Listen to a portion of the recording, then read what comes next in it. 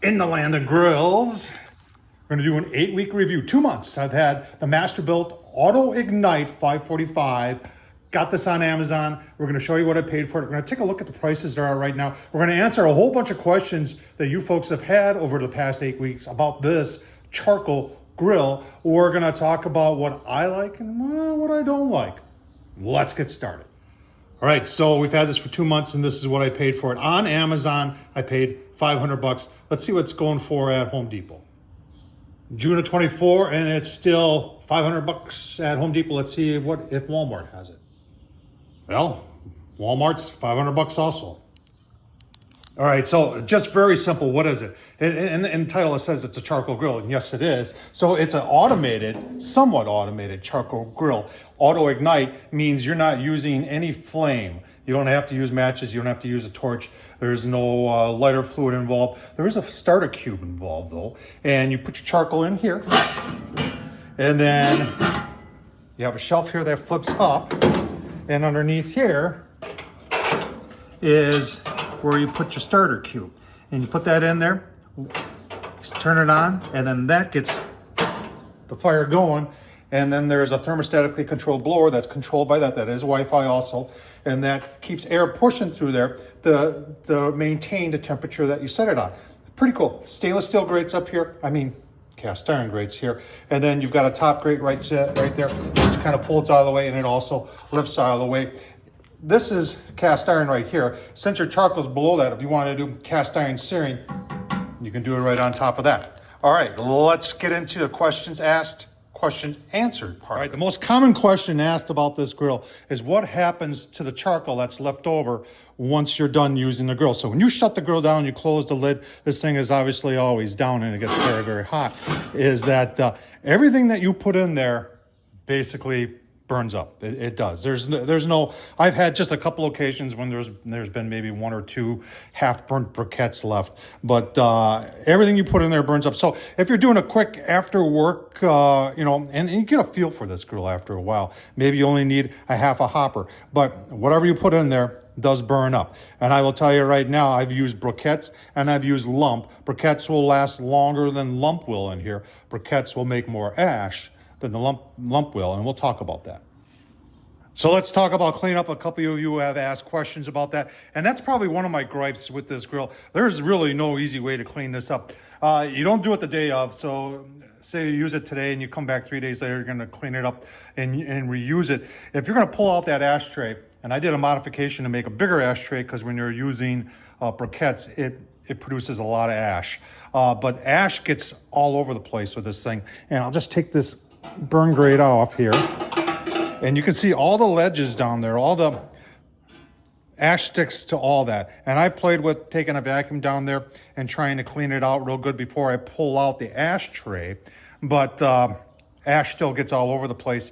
And you end up with ash on the inside down there. And you can see where I've been kind of taking the shop vac down there. It's just inevitable that you're going to get ash kind of all over the place when you're cleaning this thing out. Let's take a look at the ashtray and the modification I did. So here's the ashtray that comes with this, and I found that when using briquettes, this thing is overflowing. When you're using lump, it doesn't get overflowing. Lump doesn't produce as much ash as no matter how good a briquette you use. So, and I'll leave the link down below to review the modification that I did. And this is just a stainless steel tray that I did a little mod to make it fit a little bit better. And you see it goes in just like that. Fits pretty nice, but it gives you a lot more capacity when it comes to ash. I've had a couple people ask, what is the temperature range? Temperature range on the low side is 225, on the high side 650. In the review I did, and I'll leave a link down to the review, I did a puck test and found out that it was hotter higher up, which would kind of make sense, and that it was pretty even throughout. Now, they've done a pretty good job of the heat distribution here. We'll take off the cast iron and give you a look-see how they do a really nice job on this grill. And they've learned from another grill as to how to better distribute the heat on these, even though they're not calling it a gravity style. It's using a lot of the same technology that's in that one right there. All right, so with the cast iron removed, here's your heat deflector plate, and that comes off just like that. Underneath there is your heat tube, and that blower is blowing the heat from inside the charcoal box with the smoke, and it comes through, and you can see we've got openings there that it comes through. This is a design that was on the char griller, Gravity, and char griller and Masterbuilt are owned by the same company. So Masterbuilt took the char griller technology and put it in this, and it works very, very well. So some people have said they'd like to use a drip tray. Now, the only way you can kind of use a drip tray, folks, is if you're using this upper rack and then putting your tray underneath there. But like I said, the temperatures are high. I think when I did my puck test on here, we had on low, we were pretty close to 300 up here. So if you're looking to do low and slow on this top rack, probably isn't going to work. And there isn't a whole lot of room underneath the cast iron to put any sort of drip pan.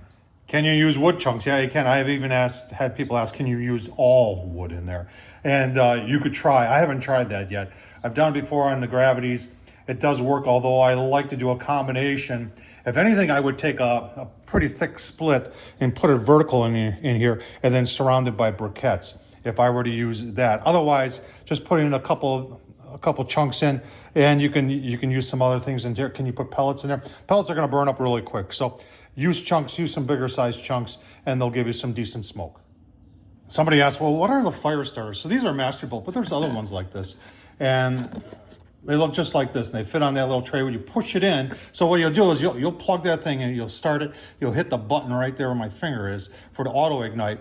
It'll then blink, and then when it goes solid, it's hot enough for you to put this on the little tray. You push it in, and then it starts right away. Now, I've had some issues with some of these not starting and just smoking like crazy, but no fire.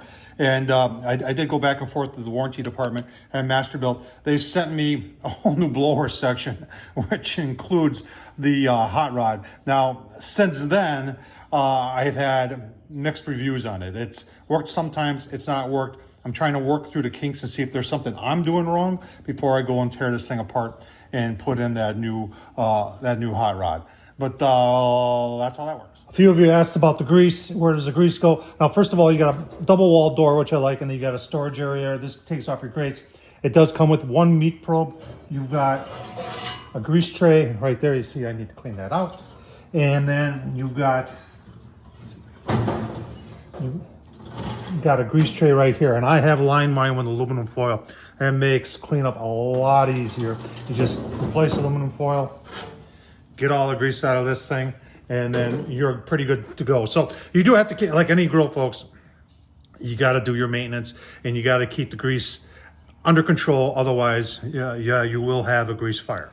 Where'd you get an orange one? Well, I painted it. And as you can see, I've painted that one, and I painted that little portable Masterbuilt over there. That's the color I like, and it does not make it any better, but it does add to the cool factor.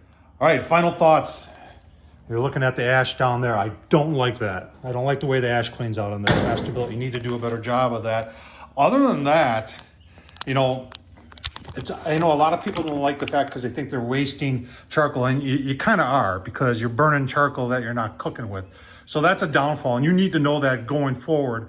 If you're going to buy one of these, you need to know that right off the bat. Don't get it home and say, hey, how do I get that all the time. Hey, I bought one of these, and how do I save the charcoal? And Masterbuilt doesn't really talk about that, but they should, and that's why I'm talking about, so you know that when you purchase one of these, whatever you put in here and you light it, it's gone. You're going to use it all up. So I think this is a cool innovation right here, using a lid from this as cast iron to do cast, and I've done that before. It works very, very nice. Did some cast iron steak on there. It was beautiful. Turned out great. Other than that, I think the Auto Ignite, is a very nice feature that I'd like to see them incorporate on that guy right there. And maybe they will in the future, but they got to work through a couple things. $500. Is it worth $500? I don't know. That's going to be up to you. I think it's a little pricey for $500. You look at this as being the grill size, but in all reality, it's just this. 545 square inches, folks. Ain't a whole lot, but it does work, and it works pretty well. What do you think of it? What do you think of the Masterbuilt Autoignite 545? Let me know down below in the comments. Tom Horsman at YouTube. Hey, don't forget to subscribe if you made it this far. If you want to support the channel, buy me a beer. Super thanks. Thanks for watching, folks.